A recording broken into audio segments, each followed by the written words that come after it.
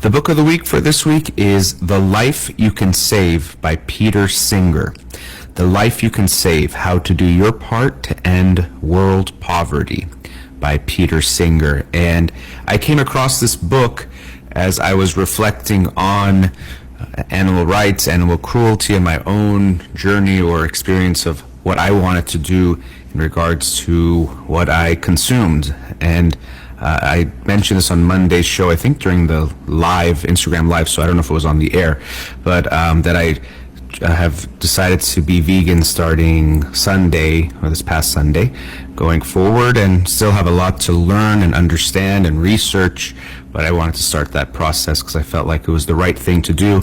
I might talk about it some more, even today, but especially going forward, of my own experience. Last week, you might recall, I was a contemplating carnivore, still eating meat, but thinking about if that's the right thing to do.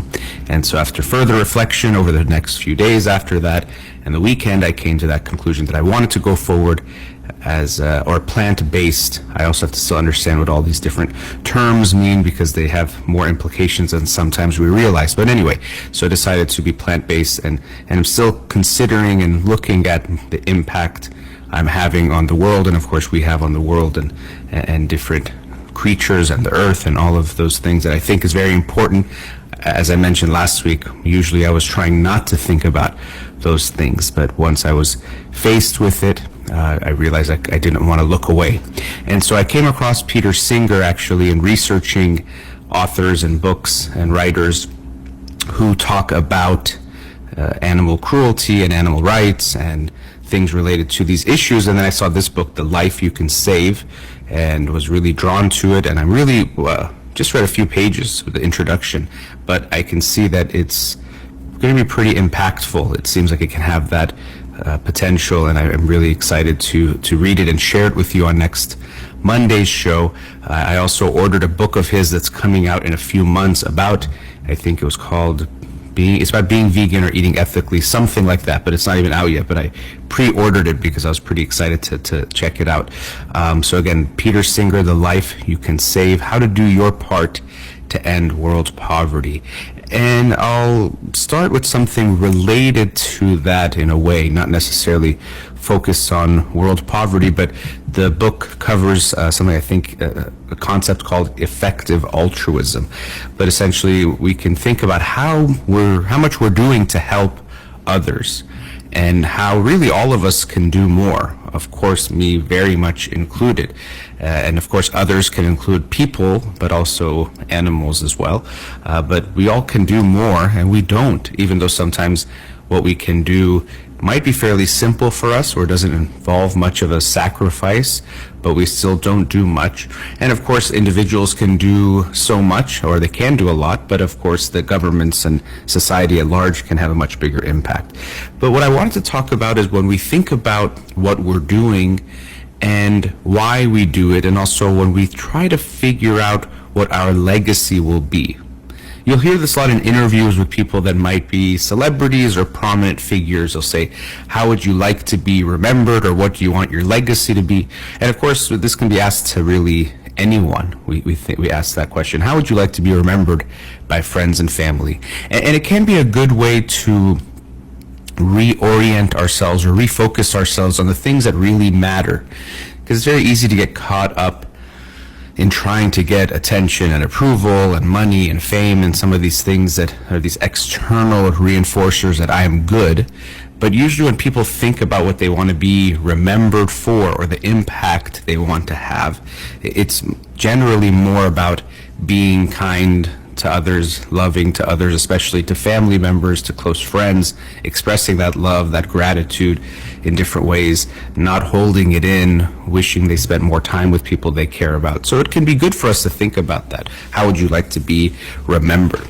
But it was making me reflect on this. I talked to my brother Powerhome last night. We had a conversation that spanned a lot of different topics, but this issue also came up of how we want to be remembered or have a legacy in which people remember us for being good, and where this might come from.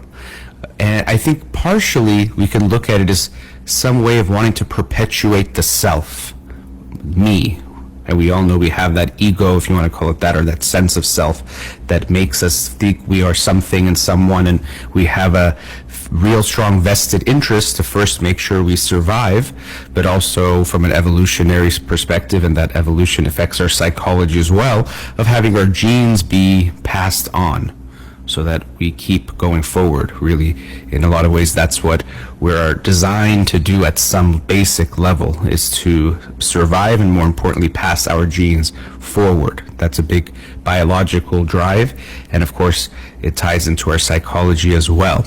And so we have this sense of self, which in some ways is an illusion, how much we think it's so important. Me. We can get so tied up in this. And yes, we have to make sure we're okay and make sure we survive. But in some ways, it could take on this literally and pun intended larger than life kind of a feeling that it's so important what happens to me and how I'm remembered, or what happens in my present and future. We can be fooled into thinking it's more important than it really is. Because it's funny to think about when we want to have a legacy. Usually we're not just talking about a legacy of our impact, it's a legacy of being remembered. We don't want to be forgotten, because in that way it seems like we're never dead. We're still alive, or we're being passed on and passed down. And we can understand that impulse and desire, but of course we won't be there to experience that. Now, of course, you might say, if you believe in an afterlife and what that afterlife is like, and if you're watching the world, but then also in that afterlife, what would you think? You still have these same feelings and emotions you have in this life, or this physical body? And there's so many, obviously no one really knows, but you can have your beliefs about that.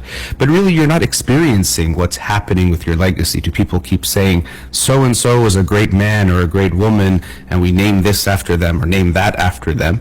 We can get attached to being remembered more than what we would hope. We focus on is having a positive impact. If we think it's good to help other people, we should focus more on helping others rather than the recognition of it.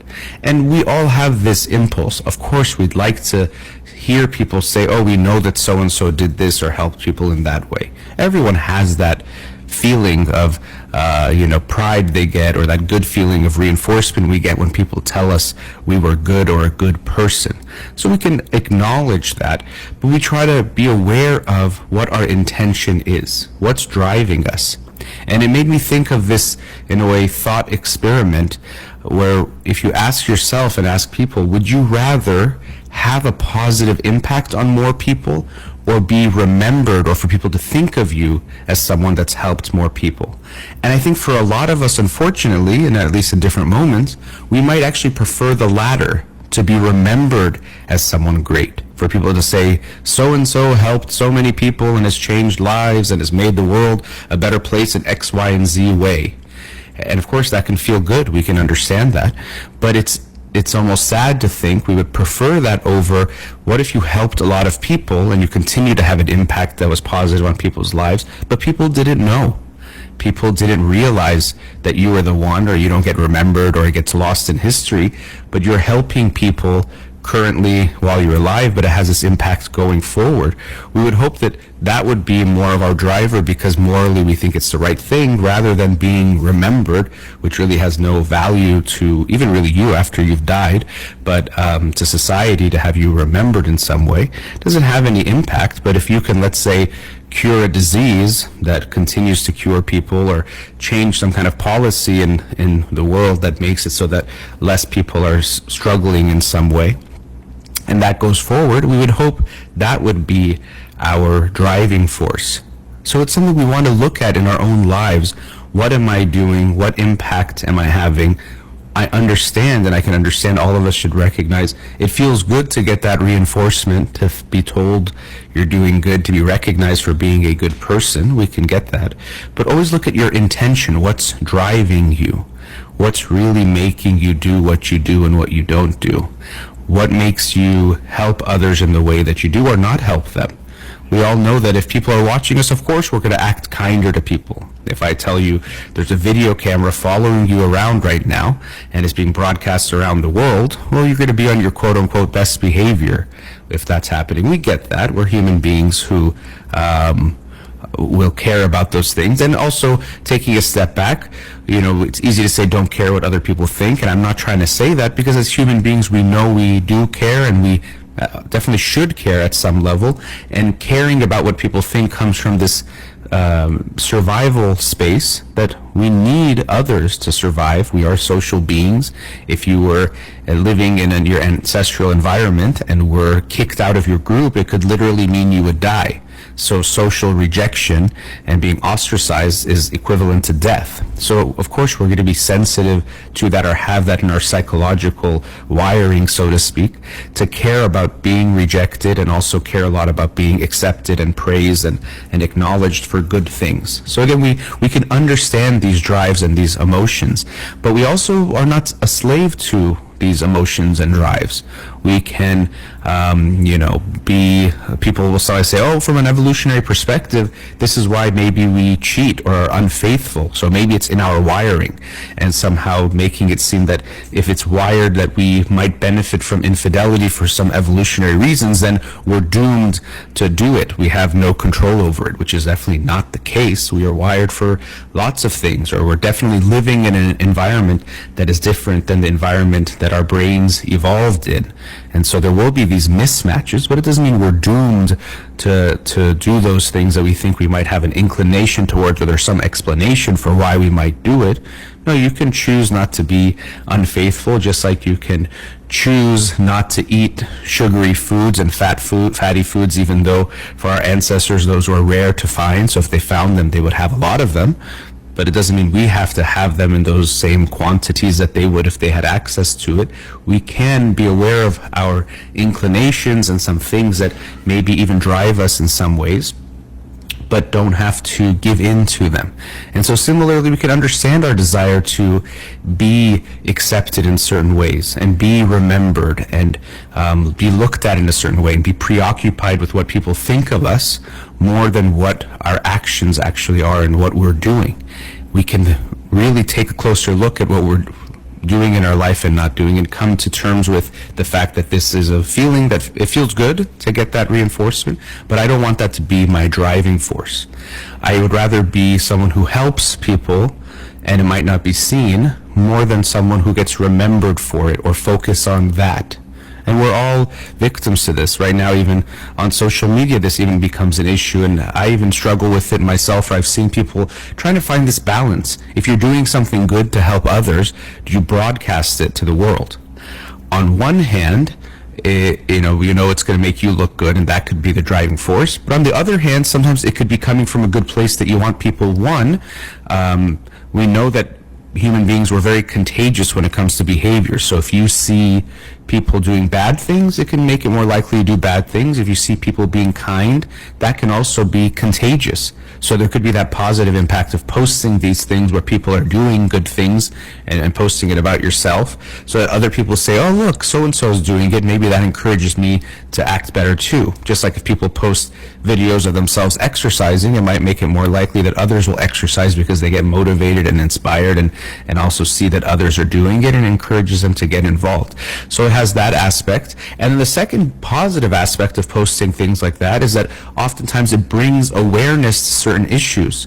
Someone goes to feed the homeless, and it reminds people and makes us very aware of the homeless situation that we, for example, have in the United States, and that people are living in these kinds of conditions, and you might want to yourself get involved because of that. So it makes it so we don't avoid those issues, or it makes it that we can't ignore or neglect them if we're face to face with them.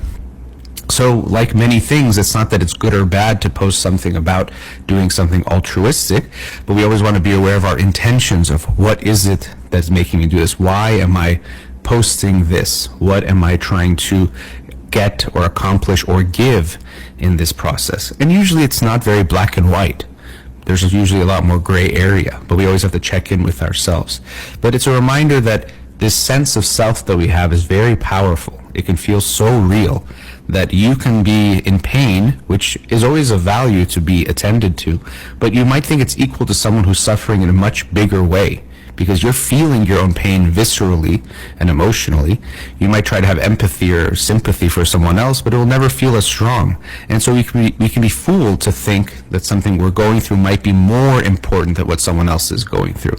Of course, only we can attend to ourselves, but we don't want to lose sight of people who are suffering in ways that are much greater than ours, and making sure we don't neglect those people and fool ourselves in thinking my suffering might be worse because I feel it more. And we want to be aware of how, when we're helping others, our impact is more important than how we are remembered. That we want to be aware of this tendency to care more about how we're remembered or what people think of us.